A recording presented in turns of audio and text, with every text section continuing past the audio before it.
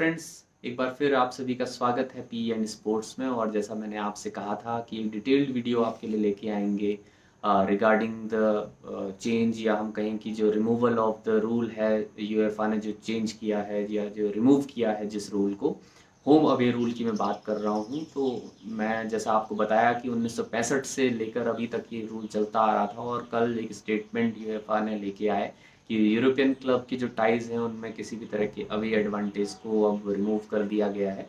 तो इसका कारण क्या है, इसके बारे में भी थोड़ा सा मैं आपसे जिक्र करूंगा आगे। लेकिन शुरुआत करने से पहले रूल समझने से पहले एक इम्पॉर्टेंट बात है कि होम और अवे के टर्म को समझना ज़रूरी है। अगर आप इन टर्म को नहीं समझते तो इसको आप ऐसे समझिए सबसे पहले कि जब आप अपने घर पे होते हो और बाहर होते हो तो एक एडवांटेज और एक डिसएडवांटेज हमेशा आपके सामने होते हैं। वो डिसएडवांटेज और एडवांटेज नॉर्मल जब जनरल लाइफ की हम बात करें तो वहाँ भी आपको दिखाई देते हैं कि आप जब अपने घर पे होते हो तो सारी परिस्थितियाँ आपके अनुकूल होती हैं, लेकिन जब आप घर से बाहर होती हैं वही अनुकूल परिस्थितियाँ आपके लिए प्रतिकूल हो जाती हैं, और वो अपोजिट जो परिस्थितियाँ हैं उनमें जो है काम करना, उनमें जो है अडॉप्ट करना आपके लिए थोड़ा सा मुश्किल होता है। तो वो मुश्किल जो आपको होती है वो अवे में डिसएडवांटेज आपका दिखाती है। और जब आप होम कंडीशंस में हो तो वहाँ पे ऑब्वियसली आप ज़्यादा बेहतर तरीके से अडॉप्ट कर पाते हो। तो ये दोनों टर्म जो है स्पोर्ट्स में भी इसी तरह यूज़ होती है कि जब आप घर पे खेल रहे हो तो बहुत सारे ऐसे फैक्टर्स हैं। मैं बात करूँ अगर क्राउड सपोर्ट की, स्पेक्टेटर्स की, जब आप घर पे हो तो क्राउड आपको ज़्यादा सपोर्ट करता है, और कई छोटी छोटी चीज़ों में जहाँ पे आप पिछड़ रहे हो मैचेस में वहाँ पे आपको मोटिवेशन के तौर पे आपको ऊपर लेके आता है। तो एक, चाहे इसकी बात कर लें हम, और अगर हम बात करें कंडीशंस की, डिफरेंट जो परिस्थितियां हैं, परिस्थितियां अलग अलग तरह की हैं, चाहे वो वेदर की है, चाहे वो क्लाइमेटिक कंडीशंस जो हैं, तो वो भी कई तरह से आपको इन्फ्लुएंस करती है। वो आपको अगर मालूम है उनमें आप बहुत बेहतर तरीके से रहते हो, कौन सी जगह में और किस तरह के मौसम में आप हमेशा रहे हो, वहाँ के न्यूट्रिशनल पैटर्न को आप जानते हो, हर तरह की चीज़ें आपकी दिनचर्या उसके हिसाब से एडजस्ट आपको नहीं करना पड़ता। लेकिन जब आप बाहर जाते हो कहीं और तो वहाँ पे ठीक ये परिस्थितियाँ आपके लिए उल्टी हो जाती हैं, और वहाँ आपको परिस्थितियों को धीरे धीरे समझना होता है। जो टीम जितना ज़्यादा जल्दी अडॉप्ट कर लेती है वो उतना बेहतर परफॉर्म कर पाती है। तो इसी तरह का एडवांटेज और डिसएडवांटेज को देखते हुए ये रूल को बनाया गया था 1965 में, और कल इसे जो है एक तरह से रिमूव कर दिया गया। तो ये रूल सबसे पहले पहले ये क्या हुआ करता था मैं आपको बता दूं कि अगर दो टीमें खेल रही हैं, और एक टीम जब अपने घर पे खेलती है और स्कोर जो है बराबर, एक एक बराबर अगर रहता है और वो मैच ड्रॉ हो जाता है, टाई हो जाता है, और वहीं जब आप उनके घर में खेलने जाते हो, अवे कंडीशंस में जाते हो, और अगर जो है जो स्कोर है वो 0-0, मतलब दोनों टीमों ने कोई स्कोर नहीं कर पाती अगर अवे कंडीशंस में, आपकी अवे कंडीशंस में, तो वहाँ पे जो रिजल्ट है वो आपके ओपोनेंट के तरफ चला जाता है। वो क्यों? क्योंकि उन्होंने जो है वो अवे कंडीशंस में एक स्कोर किया, लेकिन आपने अवे कंडीशंस में एक भी स्कोर नहीं किया, बल्कि आपने होम कंडीशन में सिर्फ एक स्कोर किया था। तो इस वजह से आप वहाँ पे पिछड़ जाते हो। मतलब अवे में अगर आप कोई भी स्कोर करते हो तो वो आपके लिए एक तरह से ट्वाइस बेनिफिशियल रहता है। तो इस तरह की चीज़ पहले इस रूल में होती थी, होम और अवे एडवांटेज और डिसएडवांटेज को देखते हुए कि अवे की कंडीशन में, ताकि लोगों के लिए उसकी तवज्जो ज़्यादा बेहतर हो जाए। तो इस तरह का रूल था, लेकिन अब जो है इसको रिमूव कर दिया गया है। और रिमूव करने का कारण मैं आपको बताऊं कि जो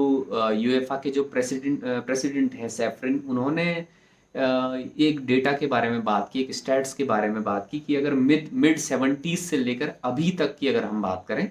तो वहाँ पे जो विनिंग रेट है वो होम और अवे में उसमें बहुत रिड्यूस वो धीरे धीरे होता आया है। मतलब पहले अगर 61% जो है होम कंडीशंस में लोग जीतते थे, और 19% जो है वो अवे कंडीशंस में जीतते थे, और वही जो है धीरे धीरे घटते घटते 47% में होम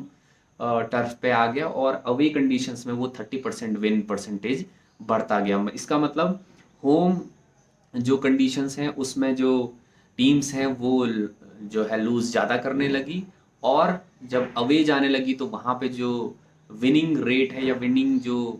परसेंटेज है वो धीरे धीरे 19% से 30% होता जा गया। तो इस रूल का एक तरह से रेलिवेंस अब यहाँ पे नहीं रहा, सैफरिन के द्वारा ये बात बताई गई। और साथ ही साथ अगर हम गोल स्कोरिंग की बात करें तो जहाँ पे 2.02 मतलब 2 गोल करीब जब होते थे पहले, तो वही रिड्यूस होके होम कंडीशन में 1.58 पे आ गए, और वहीं अवे कंडीशंस में 0.95 से होकर वो 1.15 पर पहुंच गए हैं। मतलब अवे की कंडीशन में, प्रतिकूल परिस्थितियों में आप बेहतर परिणाम या बेहतर स्कोरिंग करने लगे हो। तो कहीं ना कहीं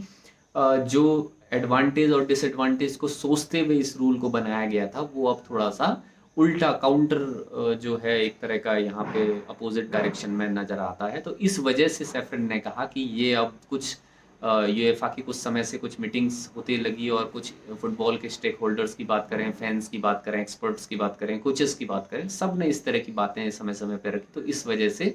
इस रूल को रिमूव किया गया। और मैं बताऊं आपको कि जो लीग स्टेज में भी जो होता था, पहले लीग स्टेज में अगर दो टीमें बराबरी पे होती थी, तो वहां भी जो है इसी तरह से जो होम और अवे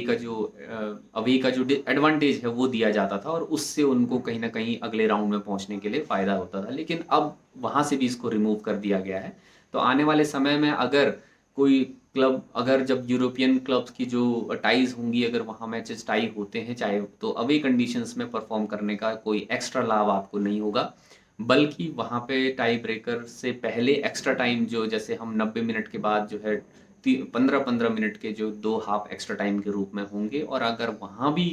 कोई परिणाम नहीं आता तो फिर उसके बाद पेनल्टी किक के द्वारा उस परिणाम को, उस मैच के परिणाम को निकाला जाएगा। अब देखना यह है कि आगे आने वाले टाइम में इस रूल का कितना स्टैट्स में कितना चेंज आता है। आज के 10-15-20 साल बाद जब स्टैट्स नहीं निकल के आई, तो तब जाके इसका एनालिसिस करना बेहतर होगा कि क्या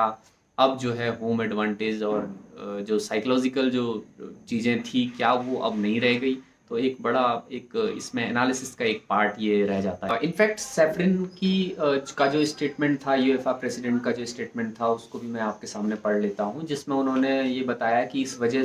किस वजह से हमने जो होम अवे जो रूल है उसको रिमूव किया, क्या ऐसी ज़रूरत पड़ गई। तो उन्होंने कहा कि the impact of the rule now runs counter to its original purpose, as in fact it now dissuades home teams, especially in first leg, from attacking because they fear conceding a goal that would give their opportunity to their opponent, or a crucial advantage for their opponent। तो basically उन्होंने कहा कि जो जब आप home team की तरह खेलते हो, और जहाँ पे आपका जो टीम, अगर वो जब आप अवे टीम आपके सामने आती है, तो वहाँ पे आप एक तरह का प्रेशर फील करते हो कि अवे टीम जो है बेहतर परफॉर्म करके, और खासकर उस तरह के राउंड में जहाँ पे अगले राउंड पे जाने के लिए वो आपका मैच दाव पे लगा होता है, तो वहाँ पे होम टीम हमेशा प्रेशराइज फील करती है, और गोल कंसीड करना करने के डर से हमेशा वो अपोनेंट को एक जो है वो एक सपोर्ट, या कहें कि एडवांटेज के रूप में उनको मिल जाता है। और फिर उन्होंने ये भी कहा कि there is also criticism of the unfairness, especially in extra time, of obliging the home team to score twice when the away team has scored. और जब भी अवे टीम अगर एक बार स्कोर कर देती है, तो उसके बाद हमेशा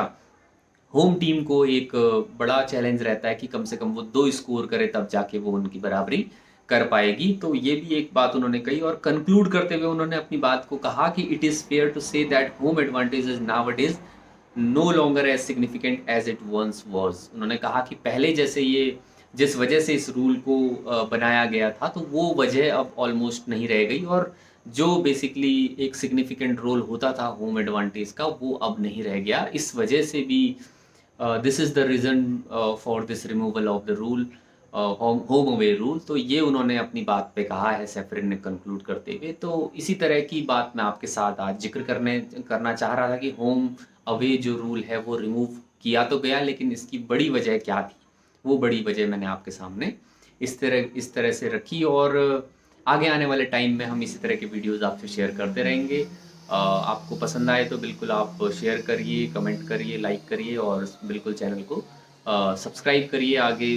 वीडियोस जो आने वाले हैं उनके लिए, उनकी अपडेट्स के लिए। बहुत बहुत धन्यवाद।